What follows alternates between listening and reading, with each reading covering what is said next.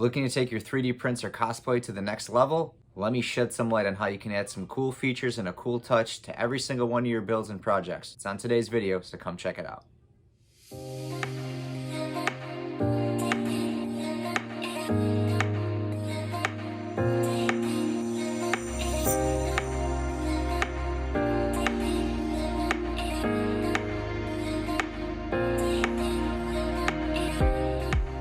Back at it again. It is DW Darkwing Dad. So today's video is kind of more of a intro video, just a basic rundown of how to add lights to 3D prints and cosplay. The other day I did a post of this statue right here, this bust that I made, and this bust has lights. It lights up. The eyes and the arc reactor light up. So Vince Wilson, this is for you. And Vince basically commented, he said, hey, how do I light it up like yours? I'm printing it at 400%. First, that's both crazy and awesome because that thing's going to be huge. It's literally going to be the size of me. That's definitely a big project to take on, so I'm pretty excited to see that. So when it's finished, please drop me a line and let me know. Great question, because there's I guess veterans in the cosplay and 3D printing who very easily know how to do this, but some people may be intimidated and just may not know how to do it. So that's what this video is for. This is just a very basic video on how to wire up a switch from a power source to add whatever kind of lights you want. So it's a pretty straightforward way to do it. It's very simple. It's very easy. I'm going to break it down, but you can use it, like I said, on anything, on busts, on helmets. So what I'm going to do is just reposition the camera. I am just going to show you how to wire it, what I use. Of course, I'll show you my little statue and how I kind of mounted everything. It's kind of crammed in there, but you'll basically get the idea. So I'm going to reposition the camera here, show you a quick wiring schematic. Let me flip this camera around and show you how to wire up a switch. So there are four main components that you're going to need when wiring up a switch. One, you're going to need a power source, aka a battery. Two, you're going to need a switch. Three, you're going to need the light itself. And then four, you might need some extra wires. Here you can basically see how this is wired. So essentially what happens is everything starts from the battery. So the battery here, and the battery has a negative and the battery has a positive, okay?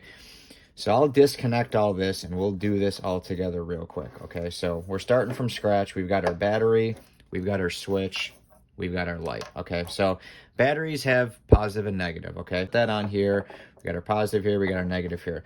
This is what's called a latching switch, okay? So when you push it down, it stays connected.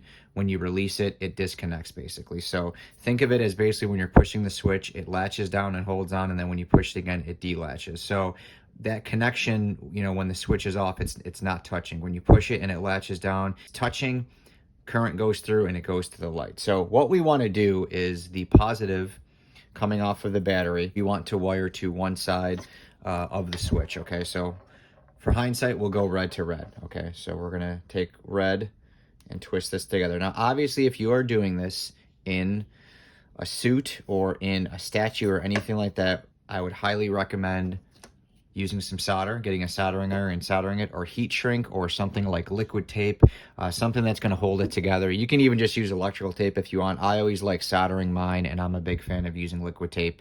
It works really well. Some people like heat shrink, doesn't really matter. You don't want to leave these wires bare, because if they touch each other, you're going to have a bad time. Now what we want to do is take this other end of this wire that's coming off the switch. There's two prongs on the switch. You connect the wire to each one.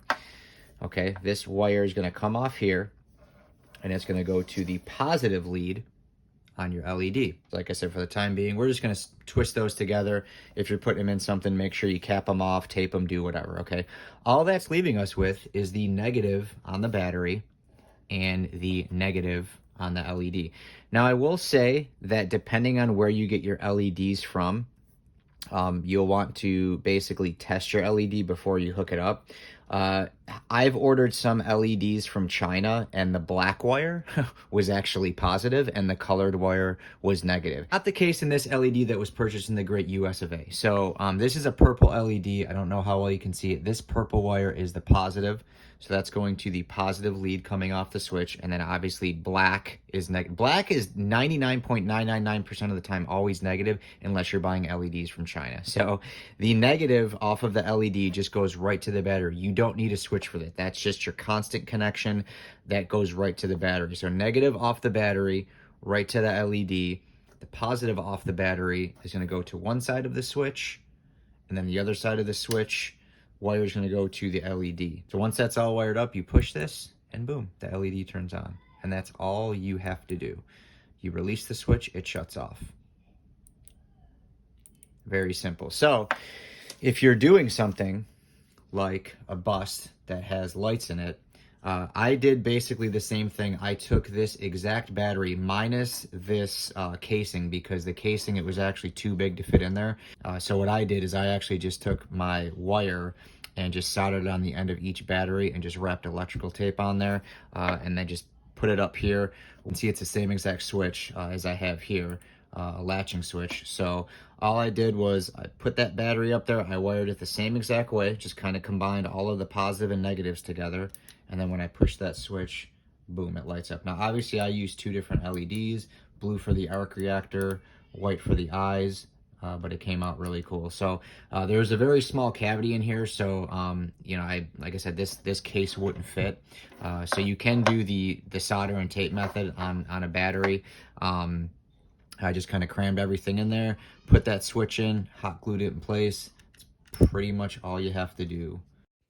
And here are just two quick illustrations, a schematic, a rundown of how to wire it up if you're wiring up a single LED or if you're wiring up multiple, as I stated I did in the bust. General layout to doing a switch, really not that hard, but it does give, you know, cool features to anything you might be doing, whether it's a bust or a helmet or anything like that. So there are other ways that you can trigger LEDs to turn on, and that will be my part 2 video. I have an advanced electronics video that really digs in deeper. This is just more of a basic one. To give you a quick example, you can even do things like turn LEDs on with magnets. You know, this is a wearable arc reactor that I make, and to put a switch like this, you know, on the back of this, I mean, that would kind of just be stabbing you in the chest. Something like, you know, magnetic reed switches, you can trigger the lights to turn on with a magnet, you know, so that way it's not stabbing you in the chest. That'll be another video down the road. So if you're ever looking to do something more inconspicuous that you're not seeing switches or anything like that, that'll be a cool video. So make sure to look out for part 2. Another thing I wanted to touch on too is if you're ever doing you know, like a helmet that has the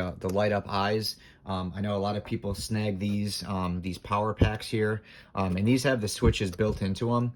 But essentially, if you wanted to get rid of that power pack and have your own separate switch, the same rules apply. Basically, what you would do is you would just take your power source here coming off of the battery pack, and you would cut that and you would wire it the same way. So you would cut one end of this wire, one end of this wire would go to one side of the switch, and then the other side of the wire going to LEDs would go on the other end. So I know a lot of people use these.